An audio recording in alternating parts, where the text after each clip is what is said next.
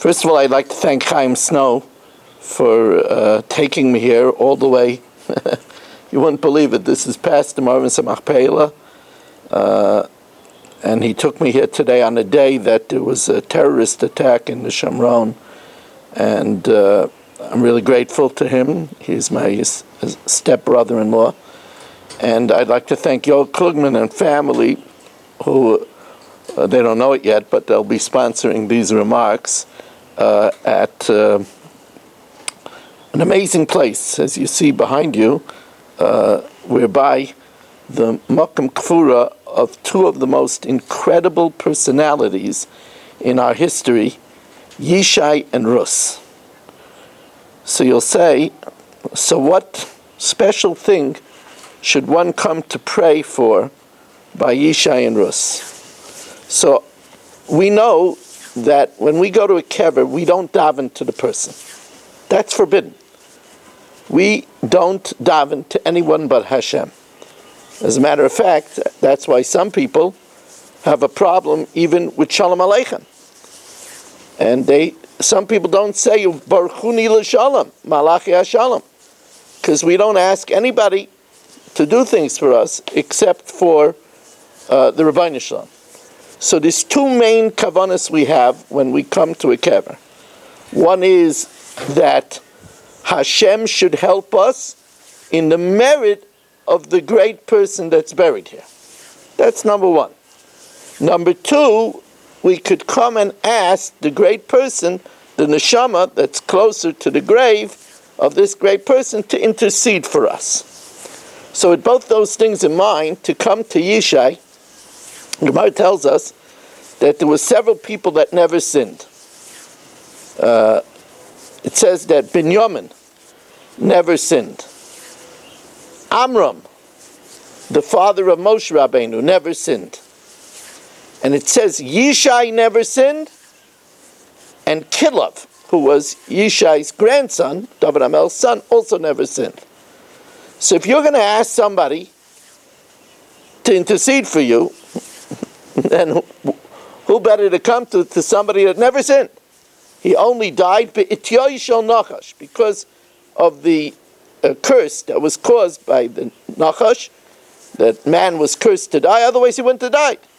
So when we say, Hashem, please help me in the merit of this person, in the merit of a person that never sinned, where could you, if people would know, people would flock here by the thousands. And by the way, I believe that that's why Yishai's name is a palindrome. It is read backwards and forwards. Right? Yishai Yud Shin Yud is read the same way from front as to back, because when he left this world, he was the way he was in the beginning. He was without sin. That's why it's a palindrome. It's interesting that Dovid is also a palindrome, his son. They're just very interesting. Now, I had a personal feeling to come to Yishai because the Gemara tells us that Yishai was nichnas b'uchlusa v'yotzei b'uchlusa. He would come in to give shir with 600,000 people, and he would leave with 600,000 people. Now you understand that this was at a time that they didn't have microphones. Whenever I go to a Siyum HaShas, and I've been by all the big Siyum HaShas, since I wasn't at the Felt Forum, but after the Felt Forum, I was by all the Siyum HaShas in Madison Square Garden, and of course in MetLife Stadium. I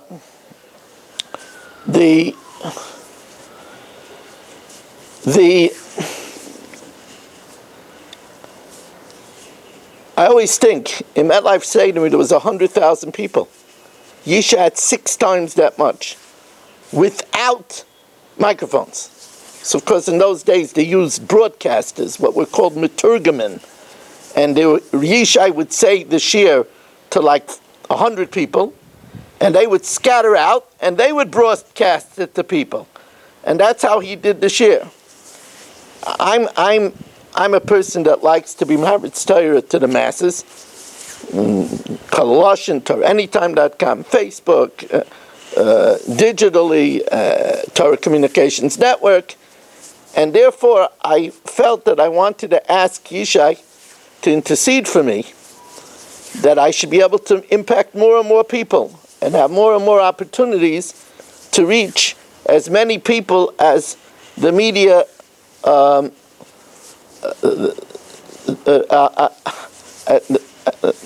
the media as much as possible. The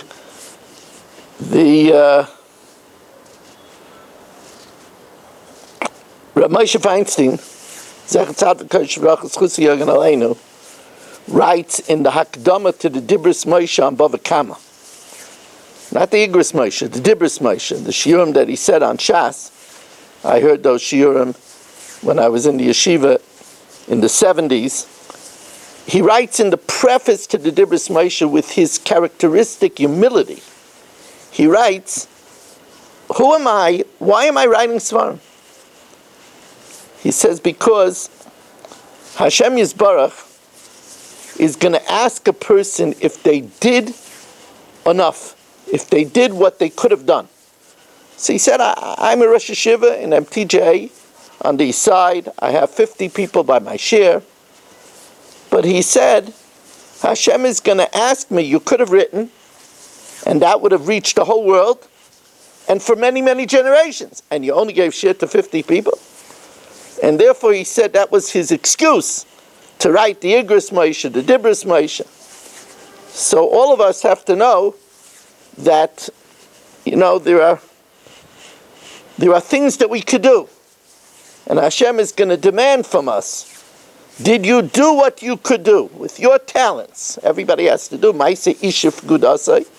Every man with his abilities, with his tafkid, should do what they could do. I daven here in the schus of Yishai, and I ask Yishai to intercede that I should be able to do my tafkid.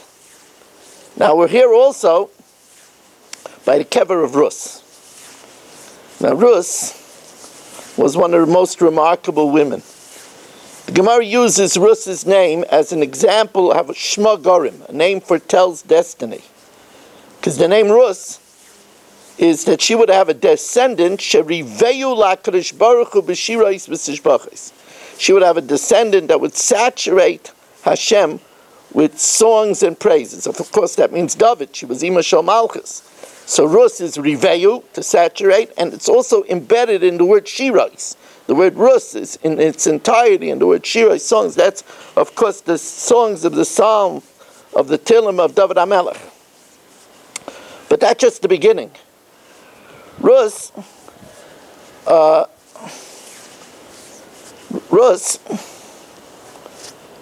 is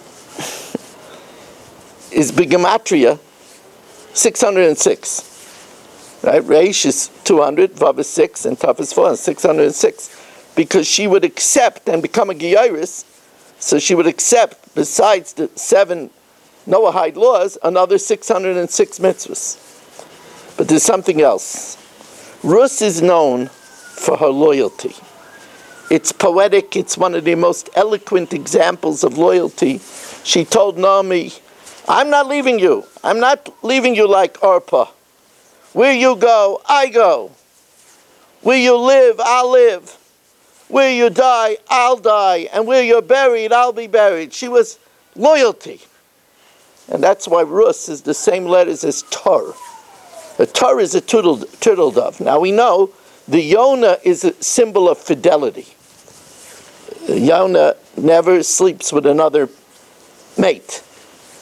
But the Tor is even more. The Tor doesn't sleep with another mate after its mate dies. And therefore Rus is Tor, because Rus is loyalty. And therefore I feel that we could daven by Rus, that we should be matzliach in our shalom bayis, to have loyalty, unswerving loyalty to our spouse, to always be focused on what our spouse needs, what our spouse wants, and that our spouse should be loyal to us. We should daven also to be loyal. It says also voisidbak, to be loyal to Hashem. We should always be able to be loyal to Hashem. And we should daven that all those children that are off the derech, the children should find their way and return to be loyal to Hashem. I want to be Melech Yishai over here, especially for Chayesara Bas Shoshabina. She should come back to the ways of Hashem. She should be loyal to her Rebbeinu Shalom. And also, I would like to daven for the Hatzlacha of Avram Tzvi ben Hindechana, Yisrael Yosef ben Hindechana, Chayesara ben Hindechana, and Yechiel Michal ben Hindechana. That Mama Rus and Yishai should be Melech Yishai for them to come back to their roots, to Ruach Yisrael Saba, easily, b'meheira, and in the schus of these tzaddikim should intercede for them.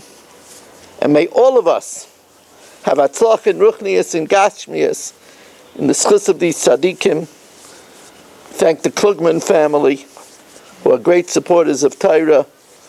Should be for them a schus in ruchnius and gashmius, and we should always have only simchas and besaris tovas.